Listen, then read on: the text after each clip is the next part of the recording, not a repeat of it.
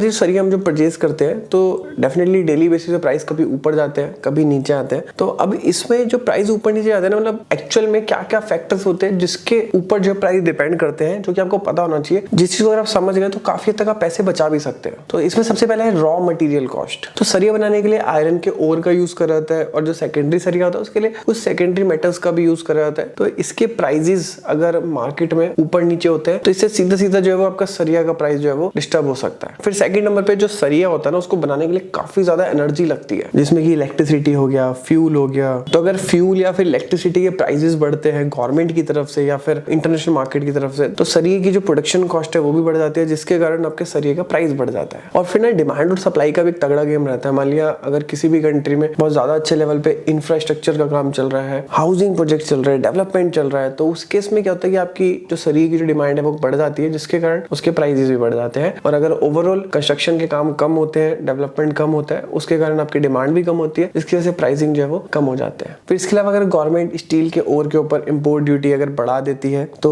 Import duty बढ़ाने से obviously बात है कि मटेरियल की कॉस्ट बढ़ जाती है, जिससे कि सरिये के प्राइस जो है वो बढ़ जाते हैं। फिर इसके अलावा जैसे जीएसटी जो है वो गवर्नमेंट ने इंट्रोड्यूस करा था, तो इस तरीके से टैक्सेशन पॉलिसी भी जो इसके प्राइस को ऊपर नीचे कर सकती है। फिर इसके अलावा समर्स में कंस्ट्रक्शन ज्यादा होता है, जिसकी वजह से स्टील का जो प्राइस है वो बढ़ जाता है। और इसके अपोजिट जैसे कि फेस्टिवल सीजन आ गया तो या फिर रेनी सीजन आ गया, तो ऐसे टाइम पे कंस्ट्रक्शन की जो स्पीड है वो स्लो डाउन होते हैं, तो ऐसे टाइम पे आपका जो स्टील का जो प्राइस है वो आपका घट जाता है। फिर इसके अलावा जो स्टील का जो प्राइस है ना, वो इंटरनेशनली भी जो है वो काफी ज्यादा जो है इन्फ्लुएंस रहता है। जैसे फॉर एग्जांपल अगर इंटरनेशनल मार्केट में अगर प्राइस घटा है या बढ़ा है, तो उसका सीधा सीधा जो इफेक्ट है आपका डोमेस्टिक मार्केट में देखने के लिए मिलता है। फिर इसके अलावा अगेन आपका फ्यूल का कॉस्ट पड़ता है, तो आपको सरिये को एक जगह से दूसरा जगह पहुंचाने के लिए ऑब्वियसली बात है कि आपको ट्रक लगते हैं, तो उसके अंदर फ्यूल डलता है, तो आपका उसका कॉस्ट इनडायरेक्टली जो है वो इफेक्ट होता है। तो दोस्तों इस तरीके से मैंने काफी डिटेल में जो आपको सारी चीजें समझाने की कोशिश करी। अगर आपको मेरी कोशिश अच्छी लगी है तो हमारे चैनल को सब्सक्राइब करके हमें सपोर्ट भी कर सकते हैं। और नीचे कमेंट बॉक्स में बताइए कि नेक्स्ट वीडियो जो है आपको इस सीरीज में किस टॉपिक के ऊपर चाहिए, तो मैं एक एक चीज को अच्छे से जो है वो एक्सप्लेन करूंगा आपके लिए।